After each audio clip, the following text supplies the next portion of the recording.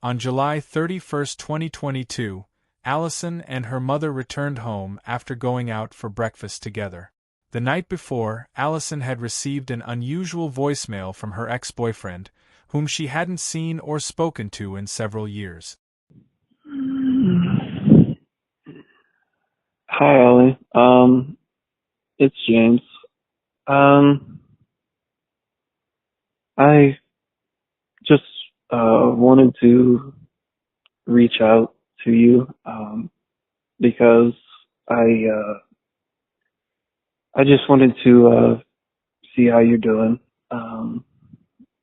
and maybe hear from you if that would be all right, I guess. It's been a while since I've talked to you, and I don't know. I feel like it. I don't know what I feel.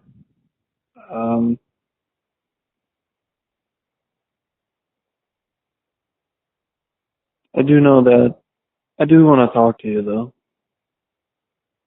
I do. It'd be nice. It'd be sweet. It's probably late right now, but if you want tomorrow, you could probably give me a call. And yeah, it's about it. Please give me a call back. Thank you. Bye. Allison's ex-boyfriend, James, became impatient when she didn't return his call. Deciding to confront her in person, he went to her home and knocked on the door. When no one answered, James attempted to break in. Get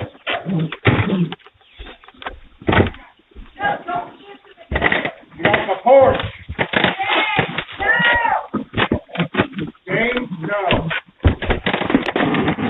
Get off my porch!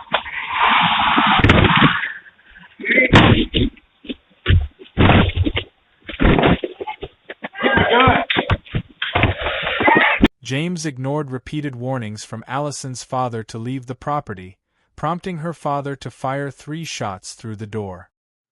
Okay, well, he's fine. He don't have nothing. He don't have no gun. What? He don't have no gun.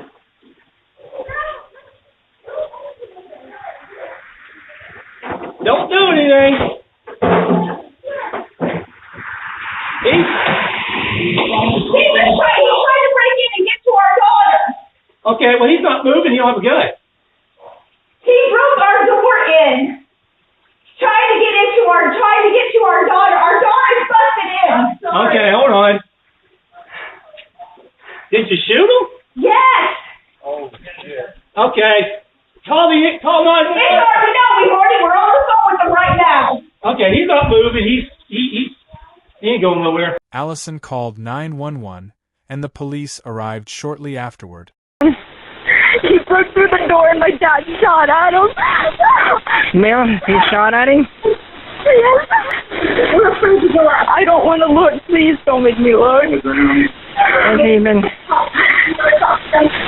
It's okay. I can talk. It's fine. Okay. I need to know if he's been shot or not. I believe so, yes. He's on the ground. He's trying to break into my house. He's trying to break into the house? All right. Stay in line with me. He broke our door in. Trying to get to our daughter. Dad, you're the best dad ever. You just saved my life. He's dead. He's got the gun. Huh? He's got the gun. He has the gun. The people inside here shot this guy here was trying to break into their house. The guy's dead. He died. Okay, well, where's the guy with the gun? The guy's dead right here. Where's the guy with the gun? Inside the house. He's the homeowner. The guy tried to break in the house. Okay. And the guy was just basically protecting himself. We're right here. Okay, you guys have your gun down? Yeah, we're right here. This guy just died. Okay. I'm not going to go through a lot of questions right now. Like I said, we got detectives that'll be en route, and they'll pretty much be handling how this all shakes out. So you guys just comfort each other, keep each other calm, work together. What should I do if I get gonna pass out? Just stay sitting down. If you want to lay on your back and just kind of stay flat, just that way, if you do pass out, you're already laying down. So you've been split up for a couple years. When's the last time you've talked to him? A couple years ago. So there's been no communication for 2 years, and then just out of the blue, he started. Everything, yeah. I don't. The detectives will want to check that out and everything else. Detectives eventually arrived at the scene and began their investigation into the shooting. Once they had finished gathering evidence, they interviewed each family member individually to collect their statements.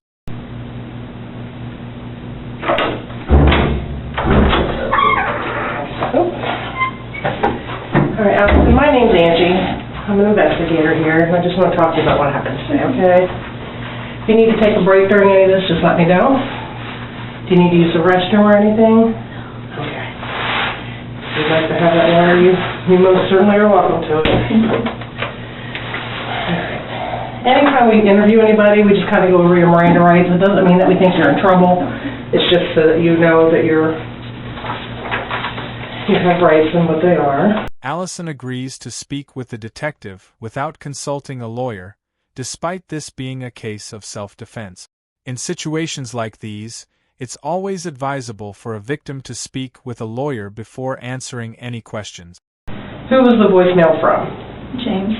And did you call him James? Does he go by James? Yeah, that's his legal name, yeah. Okay. Is that what he goes by? Yeah, I'm pretty positive. Okay. What time did he send you a voicemail? 11:30 or 11:40 last night. Last night? Yeah. Okay. Because he had called me prior and I didn't answer because I'm like, I'm not getting into that. I was like... So you recognize the number when he called? Yeah. Does it come up James on your phone or his number? Okay. Do you know his phone number? No. That's okay. Not meant. It'll be on my phone. That's fine. How many times did he call before he left a voicemail? I think it was just once because I was asleep. Okay. So I don't know if it had rung prior and I just woke up on the last one before the voicemail or if it was just the one time and I was like up. Okay. I don't know. So he called, you ignored it, he left a voicemail. Yeah. And did you date him or how long did you guys date? Okay. So it was like an on and off thing for a couple of years. Okay.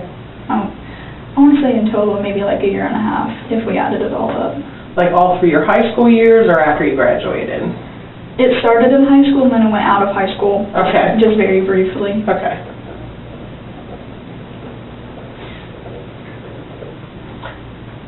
On and off, were they bad breakups or just we stayed friends. Okay. Every single time. So I don't... And when was the final breakup, approximately? Let's see, we moved in the house. I want to say maybe 2019 or 2020, I'm not positive. Okay. What caused that breakup? He was just being a dick. Okay. Sorry, No. I'm sorry. We're all adults here. You can say whatever you need to say. He was just being rude all the time, and I was just like, I don't want to put up with it. Was he ever abusive physically or mentally? Well, maybe mentally a little bit. He was just getting in my head a bunch. When he got mad, what kind of things? Was he aggressive at all? He would just tell me everything that was wrong with me. He would say that nobody was going to love me anymore. Stuff like that, because he's a child, but... Okay. Would he scream those things to you? No, it was all over text and everything. He would never say it to my face, which... Okay. So you broke up in 2019. Did you remain friends after that? Not that last time, no. I said I didn't want to have anything to do with them anymore after that. Are you Facebook acquaintances or anything like that where you could have kept on the eye on what you were doing? Okay. I had blocked him on everything that I could have. Okay. And then the voicemail or the call last night, when's the last time you had talked to him? It was either the beginning of last year or the end of the year before, because my cousin had been living with us for a little bit. Okay. And him and my cousin were friends, so he came to pick him up. And I told Clay, my cousin, I was like, hey, could you tell him that I'm not comfortable with him being over and everything? He's like, yeah, that's fine. And then that was it. But I never, personally said anything to him. Right. Did he knock at first, or was he just standing? He kept ringing the doorbell.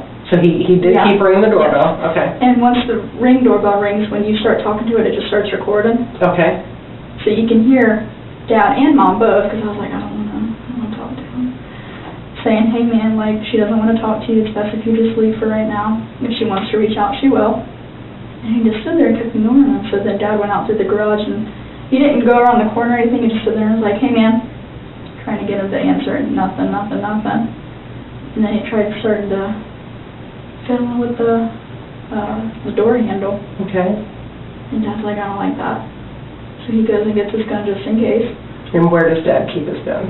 In his bedroom, I believe. I think it's in the nightstand next to his side, but Okay. I'm not positive. Okay. So he's standing there, we're still talking to him through the ring, saying, hey, you need to stop. And he's like, now he's like really busting on the door. So Dad goes over and starts holding it shut. But I don't even know how, because you saw my dad, I hope he's a big man. He starts like overpowering my dad, and I'm just like, okay. So your dad's on the other side of the door physically holding it shut? Oh, I was already on the phone with 911 at this point, I forgot that. That's okay, that's okay. And she's trying to get my information. Dad's holding the door. Mom's freaking out. And then, like, I don't know how he broke the glass of the door, but he, like, broke the glass.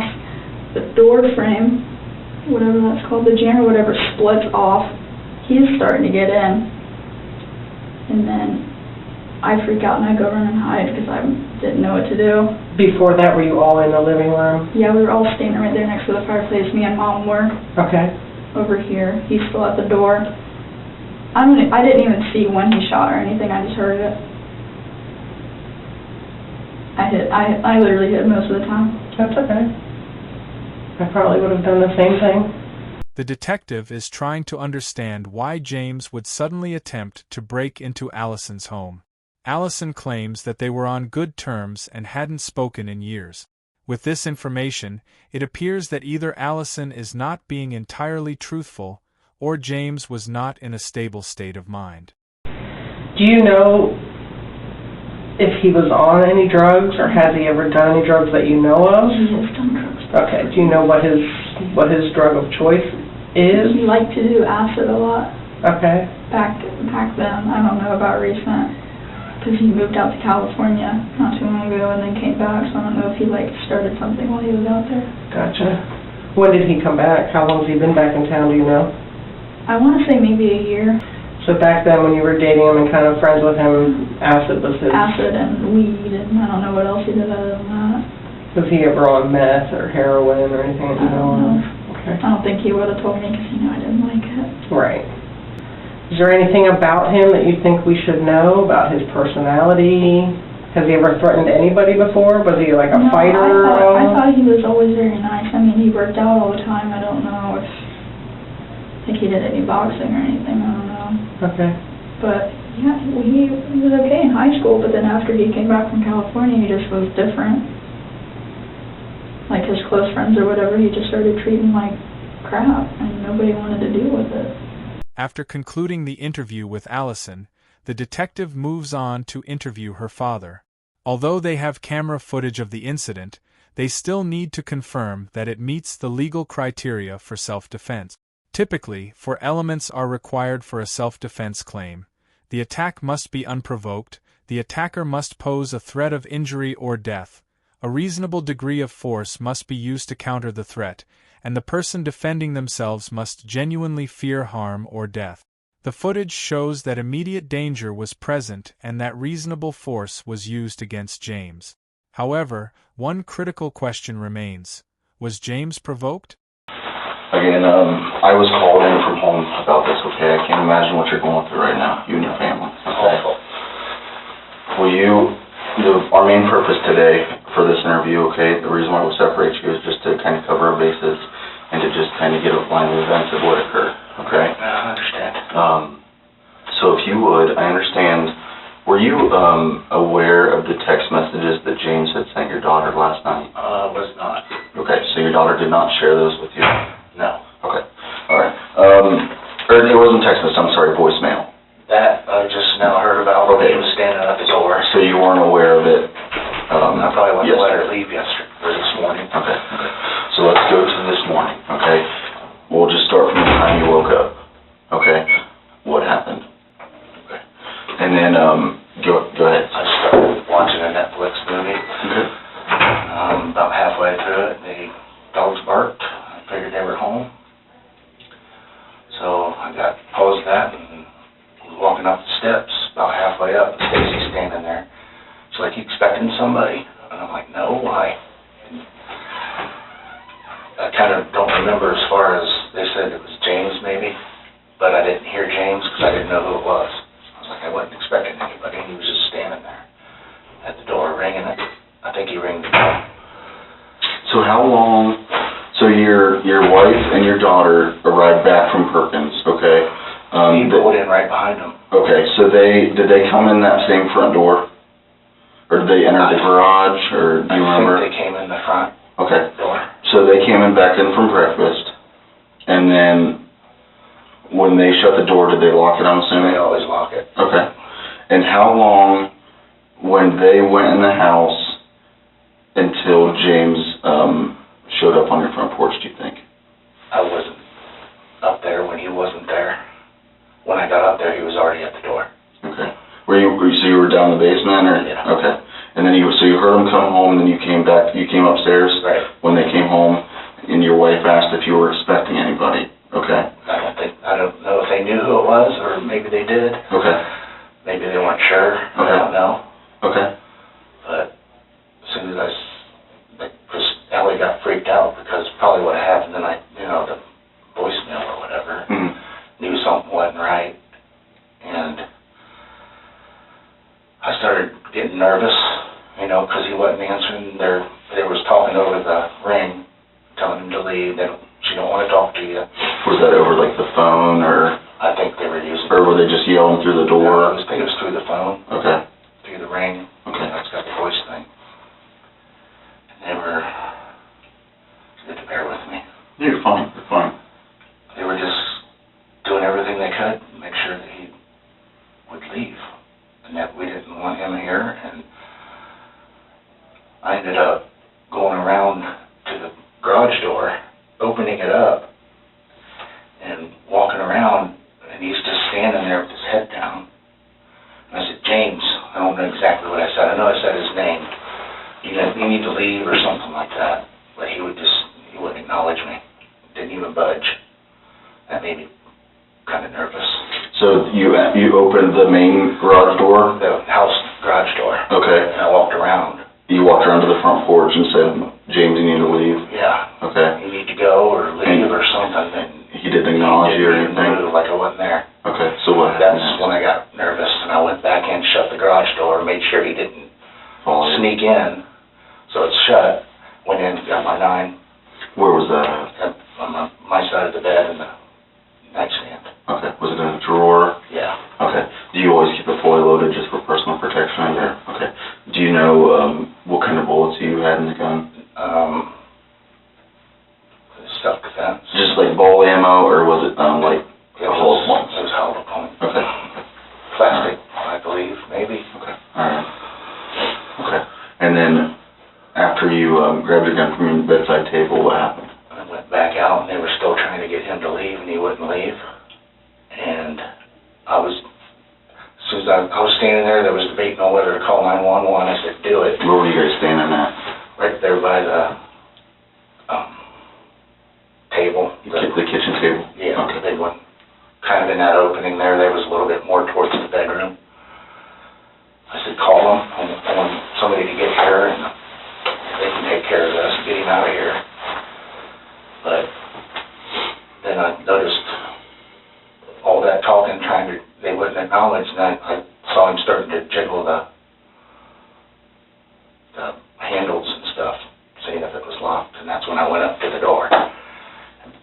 Kind of wanted to make sure he didn't force his way in. So while he was jiggling the handle, you went up to try to hold the door shut? I'm pretty sure I was telling him to stop and leave and get off my porch or something, but I had my 9 in my hand, at this hand, and then he started hitting it with his shoulder pretty hard to where you saw what he did eventually.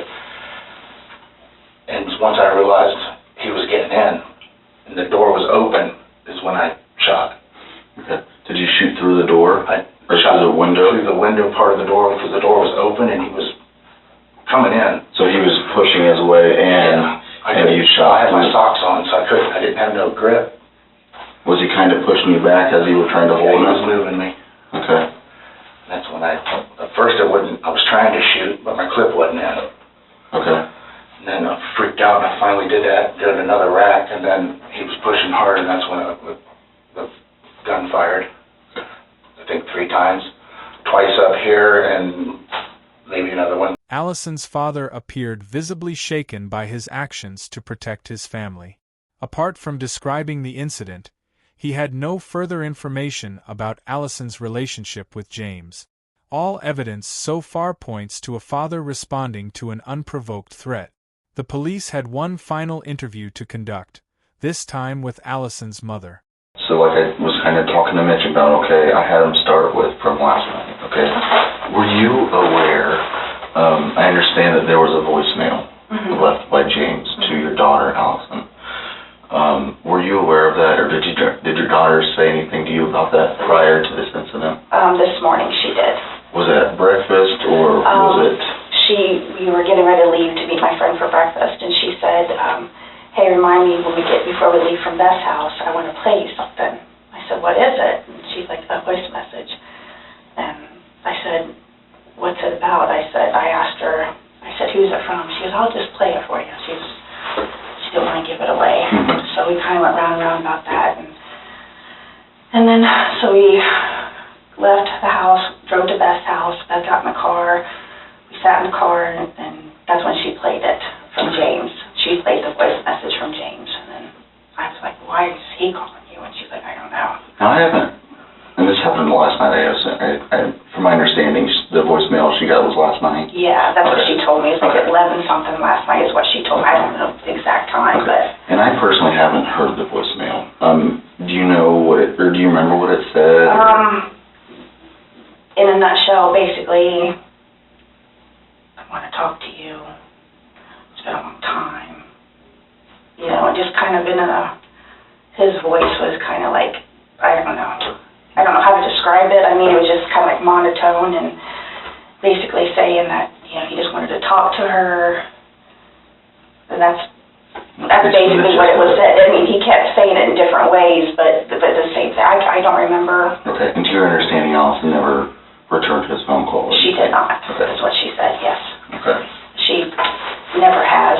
Every time he's tried to, if he's ever tried to contact her, which was way before, she's just not. And prior to the voicemail, do you know the last time the two have spoke? Oh, from my understanding, it's been a long time, like years. Yeah, right. From my understanding, yeah. Okay. Mitch wasn't so sure. I'm sure it's because daughters don't usually talk to their dads about boyfriend stuff too much, but do you remember about how long ago they dated and for how long? Oh my gosh, it was, well... Maybe when they broke up, say. Let's see. Right after graduation, I think they started back up again. They kind of dated when they were younger, but it was kind of they didn't really actually go too many places together. They were like more friends at first in the beginning and stuff, and they just always hung out. Her and James, another friend of theirs, would always just hang out together, and then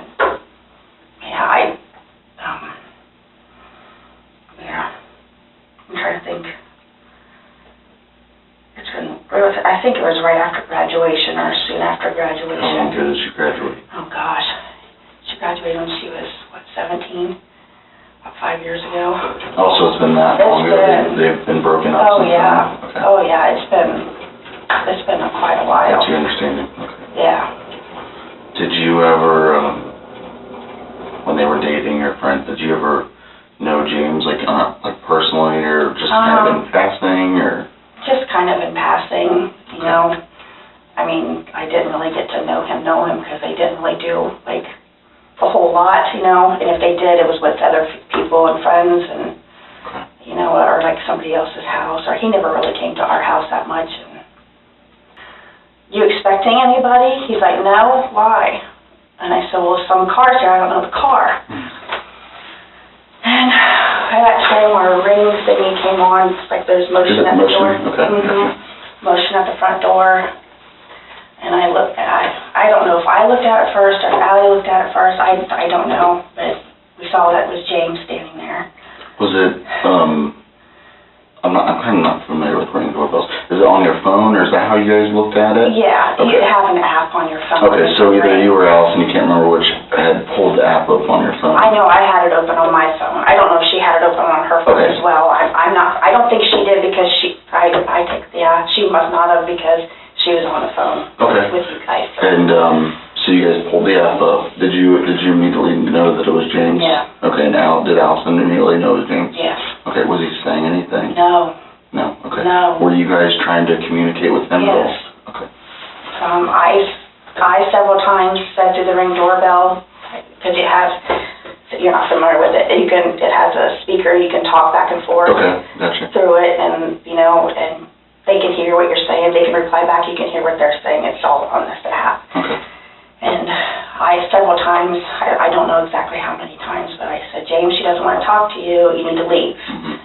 And I know at one point, Mitch had even went out to the garage and had lifted the garage door up and peeked around and said, James, you need to go, or something to that effect, you need to leave.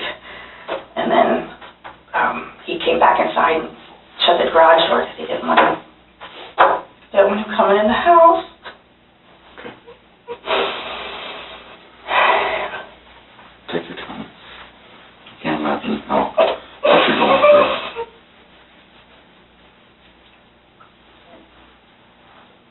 The whole time, he just stood there.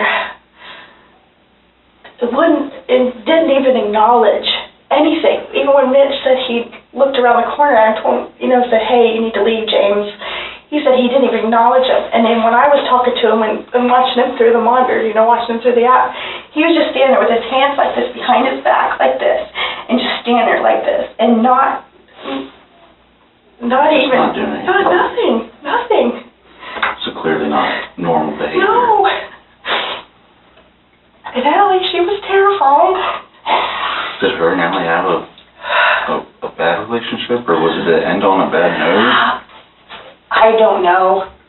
She's not one, God love her, she's not one to give you a whole lot of information about stuff,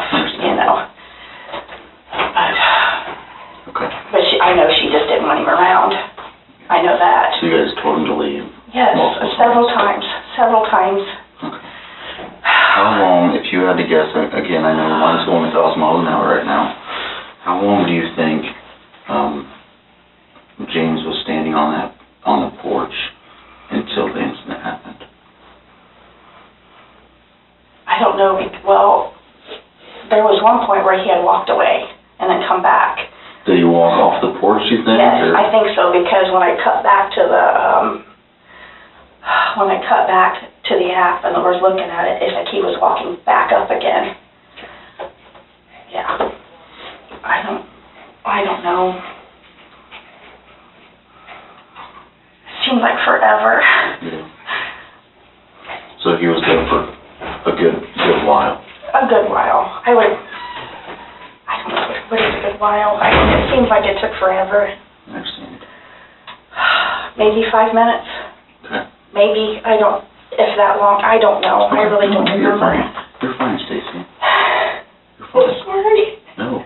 You have nothing to be sorry for. The case was presented to a grand jury to determine whether Allison's father should be indicted, but it was swiftly dismissed. The jury agreed that his actions were indeed in self-defense, in accordance with Ohio's Stand Your Ground law. As for James's motives, a toxicology report was conducted, revealing only a single substance in his system. I don't know if he had bad intentions, okay, but from what you and Mitch and everybody's telling me, okay, that's not normal behavior for something to do. It's one thing to show someone's house, right? But it's not normal behavior for them to just stand there and not do anything, I was terrified. I've never seen anything like that before, ever. I'm terrified. I don't even want to go home. If you found this video informative and feel this channel deserves a subscription, thank you in advance. I truly appreciate you watching.